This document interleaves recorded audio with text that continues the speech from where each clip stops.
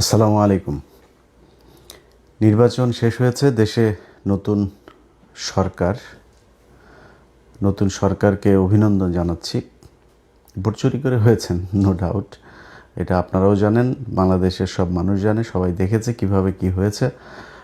এমনকি প্রধানমন্ত্রী তারেক রহমান তিনি যে আসনটাতে ঢাকাতে নির্বাচিত হয়েছেন সেটা নিয়েও অনেক কি বলবো যে বিতর্ক আছে, এবং সেই বিতর্কগুলোর খুব যৌক্তিক ভ্যালিড গ্রাউন্ড এখানে আছে। সো আমরা সেই বিতর্কে না যাই, যেহেতু যারা বিরোধী দলে ছিল, প্রধান বিরোধী দল এখন বাংলাদেশ জামাত ইসলামী, সে জামাত ইসলামী নিজেই আপনাদেরকে অভিনন্দন জানিয়েছে, তারা মেনেও নিয়েছে। এবং সারা দেশে অবশ্যই নির্বাচন পরবর্তী কিছু সহিংসতা হয়েছে, সেটাও যে মানুষগুলো মারা গিয়েছে সে মানুষগুলো মারা না গেলে না যাওয়াটা খুবই খুবই আশাব্যঞ্জক হতো, এবং সেটাই প্রত্যাশিত ছিল। তারপরও মারা গিয়েছে, এক জায়গায় একজন নারী ধর্ষণের ঘটনাও ঘটেছে। এইসব বিষয়গুলো নিয়ে আমাদের অবশ্যই উদ্বেগের ব্যাপার আছে। তারপরেও এখন মোটামুটি বলা চলে পরিস্থিতি কিছুটা শান্ত। তো বিএনপির ভাইরা আপনারা অনেকের সাথে বিএনপি তো আর এই গত প্রায় সেই 2014 সালের 5 জানুয়ারি নির্বাচনের পর থেকে এখন পর্যন্ত আমি ইলিয়াস হুসাইন, আমাকে আপনাদের চিনতে নিশ্চয়ই বাকি নেই। অনেক বিএনপির আমার শুভাকাঙ্ক্ষী যারা আছেন তারা বলে থাকেন যে ভাই, আপনি এই নির্বাচনের আগে এসে কেন আপনি সরাসরি বিএনপির বিরুদ্ধে গেলেন, দাঁড়িপাল্লার পক্ষে ভোট চাইলেন, এটা কেন করলেন? দেখেন ভাই, আপনাদেরকে আবারও বলে রাখি, 2031 সালে বাংলাদেশে আবার যখন নির্বাচন হবে, ওই নির্বাচনে আমি দাঁড়িপাল্লার পক্ষেই ভোট চাবো, এটা আপনাদের আগাম বলে রাখলাম। আপনি যদি মনে করেন যে বৃষ্টি যেদিকে ছাতা সেই দিকে ধরবো, ওই চরিত্র আমার ভেতরে নাই। আপনাদের ভেতরে যদি পরিবর্তন আসে সামনে নির্বাচনে, তখন দেখব। কিন্তু এই মুহূর্তে যদি আপনাদেরকে জিজ্ঞেস করি, যিনি বিএনপির খুব মানে কি বলবো যে পজিটিভ রাজনীতি যারা করেন, যারা আসলে ভারতকে অপছন্দ করেন, এই 15-16 বছর 17 বছর ধরে এটা তো বলার অপেক্ষা রাখে না যে বিএনপির উপরেও কি পরিমাণে নির্যাতন এই আওয়ামী লীগ চালিয়েছে। তো আপনাদের চোখের সামনেই ঘটেছে। আপনার দলের যিনি প্রধান আছেন, তিনি এই প্রায় 20 বছর যুক্তরাজ্যে কাটাতে হয়েছে, তিনি দেশে যেতে পারেন নাই, তাকে মারা হয়েছে, তাকে হত্যার উদ্দেশ্যেই তাকে নির্যাতন করা হয়েছে। এগুলো এই বাংলাদেশেই ঘটেছে। এবং বেগম খালেদা জিয়া, তিনি যদি নাকি বেঁচে থাকতেন, তাহলে এই নির্বাচনের এই পরের অবস্থাটা আরও অনেকগুলো সংকটের অনেক সহজ সমাধান হয়ে যেত। তো তিনিও যে মৃত্যুবরণটা করলেন, আমার বিশ্বাস যে তাকে তিলে তিলে মৃত্যুর মুখে ঠেলে দেওয়া হয়েছে। অনেকেই মনে করবেন যে না, উনি এখন মারা গিয়েছে, এই জন্য হয়তো অভিযোগ করেন, কিন্তু ওনাকে স্লো পয়জনিং করা হয়েছে। যদি সেটা করা নাও হয়ে থাকে, উনি যতদিন ধরে দেশের বাইরে চিকিৎসার জন্য যেতে চাচ্ছিলেন, তাকে চিকিৎসার জন্য যেতে দেওয়া হয় নাই, অহেতুক তাকে জেলখানায় আটকে রাখা হয়েছে, তাকে মৃত্যুর মুখে ঠেলে দেওয়া হয়েছে। এটা অস্বীকার করার কোনো কারণ নেই। তো এই যে নির্যাতনগুলো চলেছে, আপনাদেরকে একদম মুখ পুছে ফেলার, মানে বিএনপির কিছু লোকজনের অবস্থা দেখলে মনে হয় যেন আমরা তাদের বিশাল আকারের শত্রু। ভাই, নির্বাচনে আপনি যদি চান কোনো প্রতিদ্বন্দ্বী আপনার থাকবে না, সবাই আপনার পক্ষে কথা বলবে, তাহলে তো হাসিনা যেরকম নির্বাচন করেছে সেই নির্বাচন হবে। আপনাকে প্রতিদ্বন্দ্বী নিতে হবে, এবং প্রতিদ্বন্দ্বীদের চাইতে ভালো আপনাকে করে নির্বাচনে জয়ী হতে হবে। এটা এবার যেমন ছিল, সামনে যখন নির্বাচন হবে সেই নির্বাচনেও আপনাকে মাথায় এটা রাখতে হবে। এবং সেই প্রিপারেশন যদি আপনার না থাকে, এবার জামাত ইসলামের সাংগঠনিকভাবে তারা আপনাদের সাথে হয়তো খুব নমনীয়ভাবে দেশের একটা ক্রান্তিকাল চলছিল, এই মুহূর্তে দেশের ভেতরে যদি বিশৃঙ্খলা, আমি আল্লাহর কসম করে আপনাদেরকে একটা কথা বলছি, আমি নির্বাচনের পরে জামায়াতের আমিরের সাথে কথা বলেছি। সেই কথার ভেতরে একদম উনি যা বলেছেন, আল্লাহর কসম করে বলছি, আগেই বলছি, উনি যা বলেছেন সেই কথাটাই আপনাদেরকে বলি। ওনার মুখ দিয়ে বললে হয়তো আপনাদের বিশ্বাস নাও হতে পারত। আমি ওনাকে জিজ্ঞেস করেছিলাম যে আপনারা নির্বাচনের দিন যখন সন্ধ্যার পরে বিভিন্ন কেন্দ্রে ভোট গণনা শুরু হওয়ার পরে আমরা প্রথম দিকে দেখলাম যে সবগুলো আসনে সবগুলো কেন্দ্রের ভোট যখন ফলাফল প্রকাশ হচ্ছে, তখন দেখা যাচ্ছে যে দাঁড়িপাল্লার ভোট বেশি। হঠাৎ করে বিভিন্ন জায়গায় ভোট গণনা বন্ধ হয়ে গেল।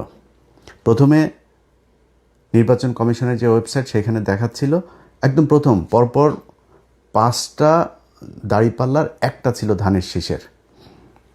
তো সম্ভবত টাঙ্গাইল 5 বা কোনো একটা আসনের ফলাফল দেখাচ্ছিল যে ধানের শীষের, আর সবগুলো দাঁড়িপাল্লার। এখন এই সময় এসে নির্বাচনের ফলাফল ঘোষণা করা বন্ধ হয়ে গেল।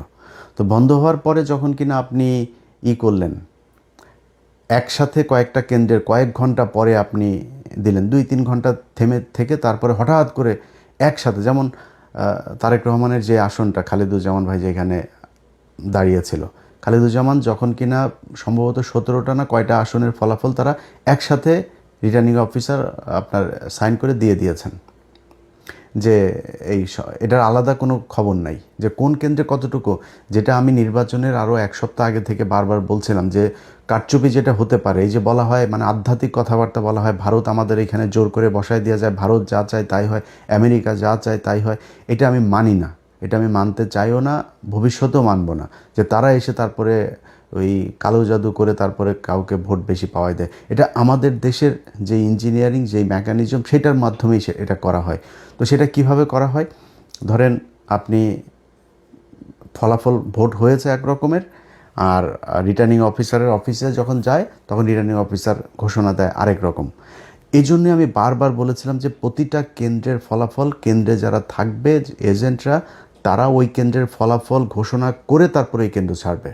কিন্তু জামাত ইসলামের বিভিন্ন জায়গাতে এই অভিযোগটা আমি নিজেও পেয়েছি, যে জামাতের ধরেন এক জায়গায় আমি জামাতের একজনকে জিজ্ঞেস করছিলাম, এই যে কি বলে মামুনুল হকের কেন্দ্রে, তো মামুনুল হক হুজুরের এই কেন্দ্রটাতে আমি 100% গ্যারান্টি দিয়ে বলতে পারি যে উনি পাশ করেছিলেন, বপি হাজ্জাজ এখানে পাশ করেন নাই, কিন্তু ওনার এখানে এজেন্ট নাই। পরে আমি জিজ্ঞেস করলাম যে এই কেন্দ্রটাতে এজেন্ট ছিল না, পরে উনি খোঁজ নিয়ে আমার জানালেন যে ওইখানে একজন নারী এজেন্ট ছিল, তিনার ছোট বাচ্চা ছিল, তিনি চলে গিয়েছেন। আরেক জায়গায় একজন গিয়েছিলেন নামাজে, ওই ফাঁকে যা করার করে ফেলেছে। সো আপনাকে এই প্রিপারেশন রাখতে হবে যে এমন একজনকে দিতে হবে যে 24 ঘন্টা থাকতে পারবে, যতক্ষণ দরকার হয় এই ফল বের না হওয়া পর্যন্ত তাকে থাকতে হবে। এরকম ঘটনা নিশ্চয়ই আরও অনেক জায়গাতেই ঘটেছে। এই ঘটনাগুলোকে যাতে ঘটানো না হয় সেটা ব্যবস্থা করতে হবে। তো আমি আমির সাহেবকে জিজ্ঞেস করলাম যে আপনারা যখন ফলাফল দেখলেন যে কয়েক ঘন্টা বন্ধ রেখে এরপরে এই ফলাফল দেওয়া হলো, হঠাৎ করে 10টা 15টা 20টা কেন্দ্রের একসাথে ফলাফল দেওয়া হচ্ছে, এই 2-3 ঘন্টা যখন বন্ধ ছিল, আপনাদের নিশ্চয়ই মনে আছে চ্যানেল 24, 71 টিভি, সময় টিভি, তারপর আরও কয়েকটা টেলিভিশন আছে, এরা আপনার রেজাল্ট দেওয়া শুরু করলো কি যে সব জায়গায় বিএনপি, সব জায়গায় বিএনপি। জামাতের যে আসনগুলো আমি নিজে ধরেন যেগুলোর খবর জানছিলাম, যেমন আমার বাসা চুয়াডাঙ্গাতে, আমি চুয়াডাঙ্গার দুটোতেই রেজাল্ট পেয়েছি যে দুটো জিতে গিয়েছে, কুষ্টিয়াতে 3টা রেজাল্ট পেয়েছে জিতে গিয়েছে, নীলফামারীতে জিতেছে, সাতক্ষীরাতে জিতেছে, যশোরে খবর পেয়েছে, কিন্তু সেগুলো রেজাল্ট দেওয়া হচ্ছে না, সেগুলো বলছে না, সব বিএনপি বিএনপি বিএনপি, এবং মানে আজগুবি রেজাল্ট দিয়ে দেওয়া হচ্ছে চ্যানেল 24, তারপরে এই সময় 71 এই টেলিভিশনগুলোতে। তা আমি সাহেবকে বললাম যে আপনারা এই সময়টাতে আপনারা কোনো প্রতিবাদ করলেন না কেন? যখন দেখলেন যে আপনাদের রেজাল্ট আর দেওয়া হচ্ছে না, ওই জায়গায় তো আপনাদের উচিত ছিল। ঢাকা 8, মির্জা আব্বাস কখনোই পাশ করে নাই। মির্জা আব্বাসের এখানে কি হয়েছে সেটা বাংলাদেশের সব মানুষ দেখেছে, যে বিএনপি করে সেও জানে কিভাবে পাশ করানো হয়েছে তাকে। তো এই জায়গাগুলোতে তো আপনারা যখন দেখলেন যে ঠিক আছে ঢাকা 13 আমার শেষ, 13 পুরো এস্টাবলিশমেন্টটা আপনি 14 নিয়ে যেতে পারতেন, 11 নিয়ে যেতে পারতেন, 8 নিয়ে যেতে পারতেন, এটা করা হয় নাই কেন? যেমন নাহিদের আসনে জামাত ইসলামের বিশাল প্রস্তুতি ছিল, সেইখানে কিন্তু কারচুপি করার সর্বোচ্চ চেষ্টা করা হয়েছে, শেষ পর্যন্ত পারে নাই। তো এখন এইখানে এগুলোতে করা হলো না কেন? মির্জা আব্বাসের আসনটাতে সেখানে যেখানে কোনো সিল মারা নাই, এক জায়গায় কালো দাগ আছে, তারা নিজের দাগ দিয়েছে, দাগ দিয়ে তারা বলেছে যে এটা এই পেয়েছে।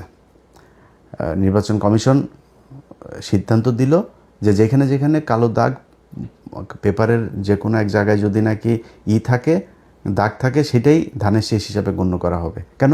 ধানের শীষ ছাড়া কি আর কোনো মার্কা নাই ওইখানে? এটা করা হয়েছে। তো এই আমি যতটুকু, আমি আপনাদের কাছে সব কিছু বলছি না, কিন্তু আমি যতটুকু ভেতরে মানুষজনের সাথে কথা বলে বুঝেছি যে এই নির্বাচনটার আসলে এরকম একটা ফলাফল জামাতকেও আগে থেকেই বলে রাখা হয়েছিল যে আপনাদেরকে মেনে নিতে হবে। পরিস্থিতি যদি আপনাদের ইয়েতে যায় এবং সেই ক্ষেত্রে যদি কোনো দেশে খারাপ একটা দিকে যায়, তখন কিন্তু আপনারা সামলাতে পারবেন না, আমসালা সব সমানে যাবে। জামাত ইসলাম মেনে নিয়েছে, ঠিক আছে, আমরা তো মানে ভাই জামাত ইসলামের হারানোর কিছু নাই।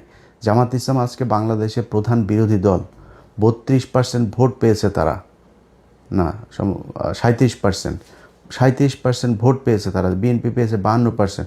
খুব বেশি পার্থক্য নাই তো এত কিছু করার পরেও।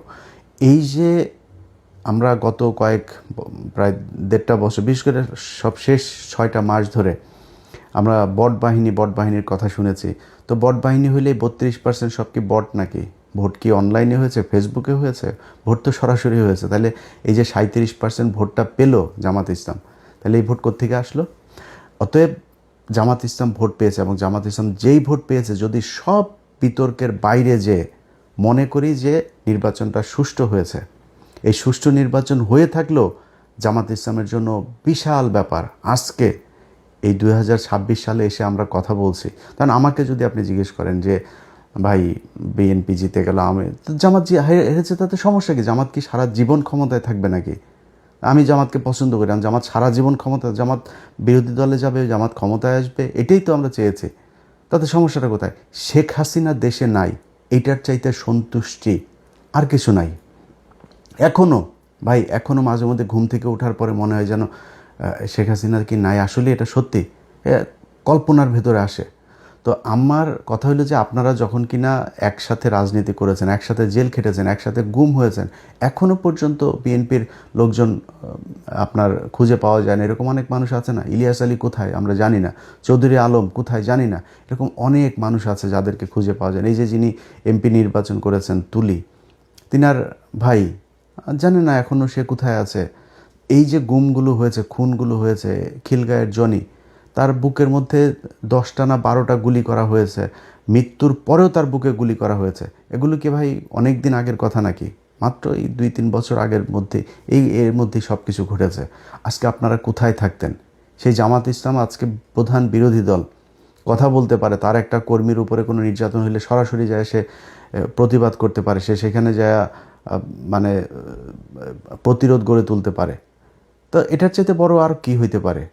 বিএনপি এখন ক্ষমতায়, ভাই স্বপ্ন দেখেছেন? এটা স্বপ্নেও কল্পনা করেছেন যে 2026 সালে তারেক রহমান প্রধানমন্ত্রী হবে? এখন কথা বলতে গেলে তো ভাই অনেক বড় বড় কথাবার্তা বলা যায়। আমরা এই কথাবার্তা নিয়ে যদি তর্ক করতে চান, তর্ক করে পারবেন না। আমরা ওই যে 10 ডিসেম্বর আমরা দেখি না ইয়েতে আপনার যে মিটিংটা হইলো, আপনাদের শেষ পর্যন্ত নিয়ে গরুর হাটের মধ্যে নিয়ে করতে দিতে চেয়েছিল, আপনার জনসভা করতে দিতে চেয়েছিল, মনে আছে সেটা? সারা দেশের মানুষ মানে একটা শ্বাসরুদ্ধকর পরিস্থিতির মধ্যে বসবাস করত। একটা ককটেল ফুটেছে, তাও অনেক দূরে, সেই কাকরাইল মোড়ে না কোথায়, আপনার মহাসচিব পরবর্তী কর্মসূচি ঘোষণা না করে দৌড় দিয়েছিল, আবার ফের স্টেজে উঠে এসে এরপরে কর্মসূচি ঘোষণা করে তাড়াতাড়ি দৌড়। এটাই তো আপনারা ভাই। খালেদা জিয়ার বাসার সামনে বালুর ট্রাক সরাইতে পারেন নাই 1.5 বছর, এটাই তো আপনারা। খালেদা জিয়াকে জেলখানায় নিয়ে গিয়েছে, কিছু করতে পেরেছেন? কি করতে পেরেছেন? চিকিৎসা, এই যে মহিলাটাকে চিকিৎসা নিতে দেওয়া হয়নি, বাড়িতে ছিল তখন, তো জেলখানায় না, বাড়িতে ছিল, সেখান থেকেও তাকে বিদেশে নিতে দেওয়া হয়নি। কি করেছেন তার জন্য? মহিলা মারা গিয়েছে, এই তিলে তিলে ধুকে ধুকে তারপরে মারা গিয়েছে।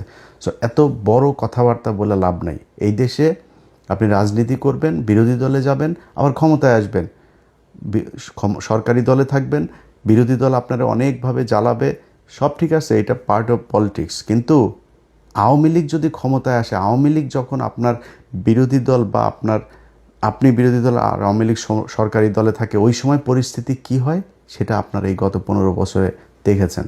অতএব এইটুকু দিয়েই চিন্তা করেন। আজকে সারা দেশে বিভিন্ন জায়গায় আমরা দেখছি যে করা হচ্ছে, কি বলে, ওই যে আওয়ামী লীগের পার্টি অফিসগুলো আপনারা খুলে দিচ্ছেন। এই যে পার্টি অফিসগুলো খুলে দিচ্ছেন না, এটা যদি মনে করেন এই আমাদের এই বুকের ভেতরে না এটাতে ব্যথা হয়। এই যখন দেখি যে আওয়ামী লীগের পার্টি অফিস, আজকে সকালে আমি যখন এই ভিডিও রেকর্ড করছি, তখন বাংলাদেশ সময় সকালবেলা দেখলাম যে মাদারীপুরের ওই দিকের কোন এক এমপি সহ, এক নারী এমপি সহ আরও 3 জনের জামিন হয়েছে। কোন গ্রাউন্ডে জামিন হলো? কিভাবে জামিন হইল?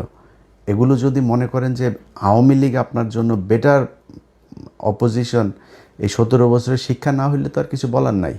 যদি শিক্ষা হয়ে থাকে তাহলে এগুলো থামায়। আওয়ামী লীগ বাংলাদেশে রাজনীতি করতে দিবেন, কোনো সমস্যা নাই, রাজনীতি যে মনে চায় করুক। আওয়ামী লীগ কী করেছে, কীভাবে দেশ চালিয়েছে বাংলাদেশে মানুষ দেখেছে। মানুষ যদি তারা ভোট দেয় করতে দেন, কিন্তু বিচার হইতে হবে। এই একজন এমপি কিভাবে ছাড়া পায়, সাধারণ কর্মী, গ্রামের ওয়ার্ডের একজন কর্মী, তারে নাই বুঝলাম যে আপনি 1.5 বছর হয়েছে, ওকে ঠিক আছে, ওরে ছাড়ো এবার। তো একজন এমপি কীভাবে ছাড়া পাইল? শেখ হাসিনার পরিবার রাজনীতি করতে পারবে যদি চায়, এগুলো আপনারা যখন বলেন তখন খুব কষ্ট হয়। যেই কারণেই নির্বাচনের আগে এসে আমাদের এই পক্ষ সরাসরি নেওয়ার কোনো সুযোগ ছিল না। আজকে যারা এই প্রশ্ন করেন যে ভাই কেন দাঁড়িপাল্লার পক্ষে গেলেন, তারা গতকাল যখন কিনা শপথ নিল ওই সময় কিছুটা টের পেয়েছেন যে কেন আমরা জামাতে ইসলামের পক্ষে গিয়েছিলাম। তারা প্রথম দিনেই এই শহীদের এতগুলো রক্তের সাথে তারা বেইমানি করেছে।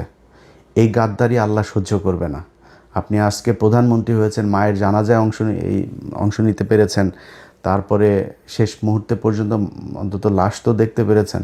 এটা এই শহীদদের কারণে। এই যে কয়দিন আগে মানুষগুলো মারা গেল, এরা জামাত ইসলাম, আওয়ামী লীগ, বিএনপি কোনো রাজনৈতিক দল বুঝতো না। এরা সাধারণ মানুষ। দমন, পীড়ন, নির্যাতন, দেশের এই খারাপ অবস্থা, এগুলো দেখে তারা আস্তে আস্তে প্রতিবাদী হয়ে উঠেছে। তারপরে রাস্তায় নেমেছে, গুলি খেয়েছে, মারা গিয়েছে, শহীদ হয়েছে। তাদের সাথে গাদ্দারি করলেন জুলাই সনদ বাস্তবায়ন করতে গিয়ে। তো এই জিনিসগুলি যদি না করেন তাহলে আমাদের ভাল লাগবে। আপনারা দেশ চালান, কোনো সমস্যা নেই, আপনাদের কাছ থেকে রুটি খাইতে যাব না। রুটি খাওয়ার লোক বহুত আছে, যারা খাইতে চায় তাদেরকে দেন, কোনো সমস্যা নেই। আমার একটাই পলিসি, সেটা হয়েছে যে ইন্ডিয়া এই দেশে কোনো দিন আর মাতবাড়ি করতে পারবে না। অতএব এই ইন্ডিয়া, আওয়ামী লীগ এখনও পর্যন্ত সেই ইন্ডিয়ার সবচেয়ে পছন্দের দল, এবং আওয়ামী লীগ এই দেশে ক্ষমতায় আসলে আবারও ইন্ডিয়া সেই আগের মতোই করবে। সো তাদেরকে আসতে দিয়ে না, আপনাদের পায়ে ধরে অনুরোধ করলাম, আর কিছু না।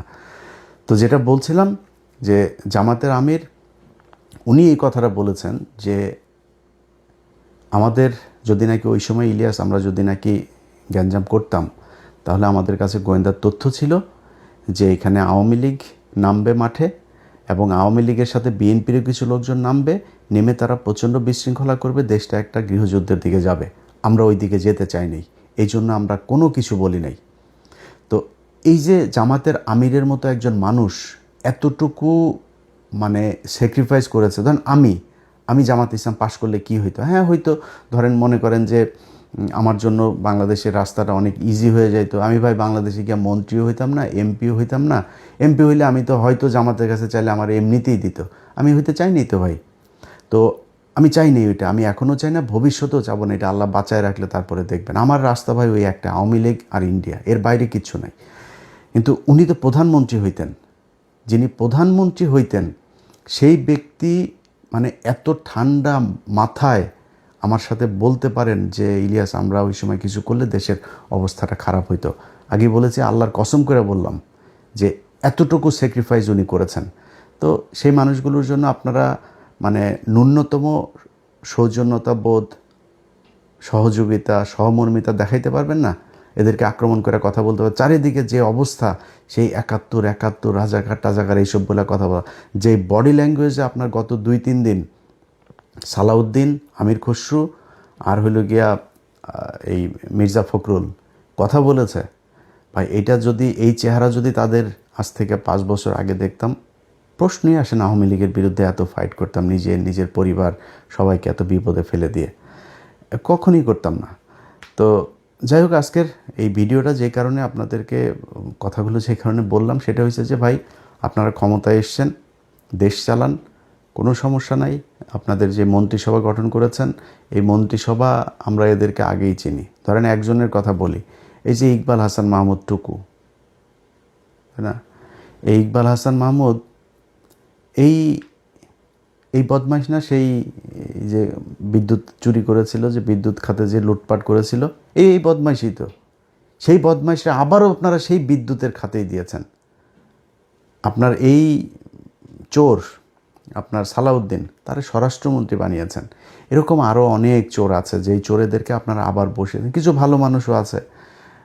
এই যে আলতাফ হোসেন চৌধুরী, এই লোকটা যদি আসতো ইতে অনেক ভাল লাগতো। ওই যে সাকা চৌধুরীর ছেলে হুমাম কাদের চৌধুরী, উনি যদি আসতো অনেক ভাল লাগতো। নতুন ইশরাক এসেছে, একটা ভালো পছন্দ। তারপর এরকম আরও অনেকেই ছিল যাদেরকে আপনারা আনতে পারতেন। এটা আমাদের আলোচনার বিষয় না যদিও, কিন্তু এখানে যে চোরগুলোকে এনেছেন, এই চোরগুলো দিয়ে এই যে মির্জা কী বলে ফখরুল ইসলাম আলমগীর, এই মির্জা ফখরুল ইসলাম আলমগীরের ভাই তো মনে করেন এখন লুটপাট করে মানে অস্থির বানায় দিবে। আপনার হাতে রিজার্ভ আছে কত ভাই? রিজার্ভ কত? ডক্টর ইউনূস তো তেনা তুনা পেঁচায়া, আকুর বিল বাকি, আদানির বিল বাকি, বিশ্বব্যাংকের বাকি, কিস্তি বাকি, IMF-এর কিস্তি বাকি, বিভিন্ন বাকিটা কী করে শেষের দিকে এসে আমরা $29 বিলিয়ন রেখে গেলাম। এই $29 বিলিয়ন ভাই, এই রোজার পরই অবস্থাটা দেখেন না। অলরেডি ডলারের দাম ঊর্ধ্বমুখী। আজকে জ্যাকসন আইটি গিয়েছিলাম, দেখলাম যে আমি গত 3-4 দিন আগে জ্যাকসন আইটি গিয়ে দেখলাম কত যেন আজকে তার চাইতে $1 বেশি। তো ডলারের দাম বেড়ে যাচ্ছে। তারপরে জিনিসপত্রের দাম, এখন এই যে রমজান এসেছে, জিনিসপত্রের দাম বাড়ানো, নানান চ্যালেঞ্জ সরকারের হাতে। তো এই যে জায়গাগুলো, আপনারা এমনিতেই তো ভাই অস্থিরতার মধ্যে থাকবেন, তার উপরে এসে আবার এখন রাজনৈতিক যে বিরোধী দলটা আপনাকে সহযোগিতা করতে চাচ্ছে, সেই বিরোধী দলটাকে আপনি খোঁচায় আবার সেই 71-72 হিসেবে 71-72 ট্যাবলেট বাংলাদেশে মানুষ আর খাবে না। আপনার ওই যে 32 নাম্বার ভেঙে দেওয়া হয়েছে না, 32 নাম্বার আবার ওইখানে ওইটার করেন, যেহেতু আওয়ামী লীগের অফিস টফিস খুলে দিচ্ছেন, তো 32 নাম্বার আবারও মেরামত করেন, আবারও ভাঙা হবে, এটা নিয়ে কোনো ডাউট নাই। এইভাবে আপনারা যদি নাকি আওয়ামী লীগকে রিহ্যাবিলিটেট করতে চান, করতে পারেন, করে যান, দেখেন কতটুকু আওয়ামী লীগ আর আপনারা সব এক হইয়া তারপরেও জামাতের সাথে 5 বছর পরে লাগতে আইসেন, দেখেন তারপরে জামাতের ভোট কত আছে আর আপনাদের দুইটারে মিলায় ভোট কত আছে। তো যারে জুতা দিয়ে পেটাইলেও যার লজ্জা হয় না, তারে তো আর থাপড়ায় লাভ নাই, তাই না? তো জুতা দিয়ে পেটাইছে আওয়ামী লীগ, তারপরে আওয়ামী লীগই ভালো, আওয়ামী লীগের লোকজনরা আপনাদের এত পিরিতি আওয়ামী লীগের সাথে, তো করেন, সমস্যা কোথায়? আপনারা চালাইতে থাকেন আওয়ামী লীগের নিয়ে, মানুষ এগুলি দেখছে। আপনি যদি মানুষের মাইন্ড রিড করতে না পারেন, তাহলে এই আওয়ামী লীগের যে অবস্থা হয়েছে, আপনাদের অবস্থা ঠিক ওইরকমই হবে। আপনারা আওয়ামী লীগ এবং এই ইন্ডিয়ার আজকে এই জুলাই আন্দোলনের একদম মূল এজেন্ডা ছিল হচ্ছে এই দুইটা, যে আওয়ামী লীগ ইন্ডিয়া, এই দুইটার ব্যাপারে মানুষ এত পরিমাণে খেপেছিল, সেই দুইটারই আপনারা বিশাল প্রীতি দেখাইতে যাচ্ছেন।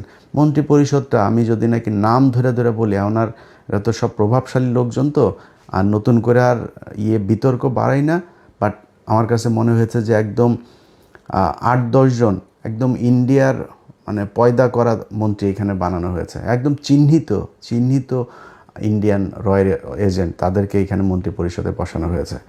সো সেই মানুষগুলিকে নিয়ে আপনারা বাংলাদেশে মানুষের সাথে তামাশা করলেন, জুলাই সনদই করলেন না, করতে থাকেন, সমস্যা নাই। এই পৃথিবী শুধু 5 বছরের জন্য না। আজকে আপনারা যেই চেয়ারে বসে আছেন, এই চেয়ারে আপনাদের যে বহু প্রতাপশালী শেখ মুজিব ছিল, বহু প্রতাপশালী শেখ হাসিনা ছিল, আজকে তাদের অবস্থা কোথায়? শেখ হাসিনার দিন কাটে এখন, আগে 2-1 বোতল খাইতো, এখন মনে হয় 8-10 বোতল ফেন্সিডিল খায় তার দিন কাটে। কোথায় সে আওয়ামী লীগ? আর আওয়ামী লীগের লোকজনরে বললে তারপরে শেষ করি, ভাই তোদের যদি লজ্জা শরম কিছু থাকতো, তোরা আবার এখন ফেসবুকে করিস। ওই তারেক রহমানের মেয়ের একটা ভিডিও বের হয়েছে, সেই ভিডিও দিয়া তারপরে এক জায়গায় দেখলাম লিখেছে যে ওদের শেখ পরিবারের মেয়েরা নাকি বিশাল আকারের সম্মানিত, তারা নাকি জীবনে, তোদের শেখ পরিবারের একটার জামাই হইল গিয়া ইহুদি, একটার বউ খ্রিস্টান, একটার যায় আকাম কুকাম করিস ইন্ডিয়াতে, তোদের তো বাংলাদেশে কিছুই নাই। তারেক রহমানের মেয়ে কোন গানে গিয়ে বন্ধু বান্ধবীর সাথে পড়াশোনা করে সেখানে গিয়ে সে ফান করেছে, সেটা তো বহুত ছোট জিনিস। তারেক রহমানের তো আর তার মেয়েরে তো আর ওই লন্ডনে তো আর ফেলে দিয়ে আসে না আরেকজনের সাথে, ওরা এটা নিয়ে করে। ওদের যদি লজ্জা শরম কোনো কিছু যদি থাকতো, ওদের যেভাবে জুতায়া বাংলাদেশের মানুষ পাঠিয়েছে, ওরা এতদিনে অন্তত মানে পায়ে ধরে হাতে ধরে মাপ চাইতো যে ঠিক আছে আমরা যা ভুল করেছি আর ভুল করব না। ওরা আবার ঘাট তাড়ামো করে এখনও ভাব মারে, ওরা আবার নাকি নেয় করে তারপরে পোক্ত হয়ে বাংলাদেশের রাজনীতি শুরু করবে। তোরা আয়, তোদের জন্য তুই মনে করিস না যে এই বিএনপি তোদেরকে সাপোর্ট দিয়ে রাখবে আর বাংলাদেশের মানুষ সব মারা গিয়েছে? এত মারা যায়নি তো। এই জামাত শিবির আজকে যে অবস্থানে আছে না, এর চাইতে আরও ভয়ঙ্কর, খুব ভার্নারেবল একটা পজিশনে থেকেও কিন্তু তারা এই দেশে ফাইট করেছে, পালায় যায়নি কেউ, রাজনীতি করেছে এই দেশে। এখন তো তাদের অবস্থা অনেক ভালো, চাইলেই উপরায় ফেলা যাবে না, একদম নিষিদ্ধ করে এগুলি করে যাবেন। আওয়ামী লীগই তাদেরকে একদম পরিপূর্ণ করে দিয়ে গিয়েছে। যাদেরকে এতদিন বলা হইতো যে রাজাকার ছিল, মুক্তিযুদ্ধের সময় জীবিত ছিল, সব ফাঁসি দিয়ে দিয়েছে। এখন কি বলবি? এখন এদেরকে রাজাকার বলবি, এদেরকে ফাঁসি দিবে, এদের বিচারের আওতায় আনবি, কিনে আনবি। চাঁদাবাজিও করে না, ধান্দাবাজি করে না, টেন্ডারবাজি করে না, মানুষের মেয়ে মানুষের দেখলে ইপটিজিং করে না, কিছুই করে না, তো তাদেরকে তুই নিবি কেমনে? আবার এই হাসিনার মতো ওই যে ইন্ডিয়ারে নিয়ে তারপর ওইভাবে, ওইটা অত ইজি হবে না বিষয়টা। এটা করতে আসলে সেই পরিস্থিতি কি হয় সেটা বাংলাদেশের মানুষ দেখিয়েছে জুলাই মাসে। যদি এরকম পরিস্থিতি আবার আসে, এই দেশের মানুষ আবারও রক্ত দেবে। রক্ত দিলে আমার মনে হয় যেই ভুল করেছে, যেই চোর বাটপার আন্তর্জাতিক ন্যাশনাল সব চোর বাটপারদেরকে বসাইছিল, ওরকম চোর বাটপার ইনশাল্লাহ আর বসবে না। একদম শুরু থেকে মানুষ বুঝবে। আমরাও মানে ওই খোলা পানিকে আমরা ওই যে দই মনে করেছিলাম, চুন দেখে আমরা দই মনে করেছিলাম ওইটারে, মনে করে তারপরে সবার কত প্রশংসা। আমি নিজেই বলেছি এই ইউনুসকে 20 বছর চাই ভাই। প্রতিটা উপদেশটা চুরি করতে করতে দেশটার একদম ধ্বংস করে দিয়ে গিয়েছে। তো এই ধ্বংসস্তূপ থেকে তারেক রহমান টেনে উঠাবে, এটাই বিশ্বাস। মন্ত্রিপরিষদ নিশ্চয়ই উইদিন 6 মান্থ বা 1 বছরের মধ্যে এটার পরিপূর্ণ একটা হবে। নিশ্চয়ই তারেক রহমান সেই জায়গায় নিয়ে আসবে। আর ভাই, আপনারা যারা মন্ত্রী টন্ত্রী এমপি টেমপি আছেন, চুরি করার সুযোগ পাবেন, কিন্তু দেশের একদম ওই দেউলিয়া বানায় তারপরে যদি চুরি করতে যান তাহলে কিন্তু সমস্যা হবে। যাই হোক, ভালো থাকেন। আপনাদের কাছে বিচার দিয়ে রাখলাম, যারা বাংলাদেশে বিএনপি করেন ভাই, আপনাদের কেন্দ্রীয় নেতারা সোল্ড হইতে পারে। আপনারা বিশাল বড় দল, আপনাদের এই দলে অনেক মানুষ আছে এবং এই দলের বেশিরভাগ মানুষই ভারত বিরোধী, আওয়ামী লীগ বিরোধী। আমি আজকে কিছুক্ষণ আগে ভিডিওটা করার ফরিদপুরে দেখলাম যে তারা অফিস খুলেছে, আবার ফের বিএনপির লোকজন গিয়ে সেই অফিসে তালা মেরে দিয়ে এসেছে। আপনাদেরকে স্যালুট। যারা তৃণমূলের নেতাকর্মী আছেন ভাই, এই মির্জা ফখরুলদের সমস্যা হয় না। মির্জা ফখরুলের মেয়ে অস্ট্রেলিয়া ছিল, তার ঘর জামাইটা অস্ট্রেলিয়ায় ছিল, টাকা পাঠায়, আওয়ামী লীগই টাকা পাঠাইতো, তারা ভালো থাকে। আপনাদের সালাউদ্দিনের শিলংয়ে নিয়ে ভিআইপি রিসোর্টে নিয়ে রাখে, এদের সমস্যা হয় না, সমস্যা আপনাদের হয়। সো আপনাদের চোখের সামনে যদি আওয়ামী লীগের অফিস খুলবে, তারা রাজনীতি করবে এই দেশে, এটা দেখতে যদি আপনাদের ভাল লাগে তাহলে কোনো সমস্যা নেই। আমরাও তো ভাই খারাপ নাই, আমরা তো দেশে জেল খাটি নাই, আমরা দেশে পুলিশের দৌড়ানি খাইনি, আপনারা খেয়েছেন। আপনাদের যদি সেটার পরে লজ্জা না হয় তাহলে আর কি করেন, যেমন ভাল লাগে। ভালো থাকেন।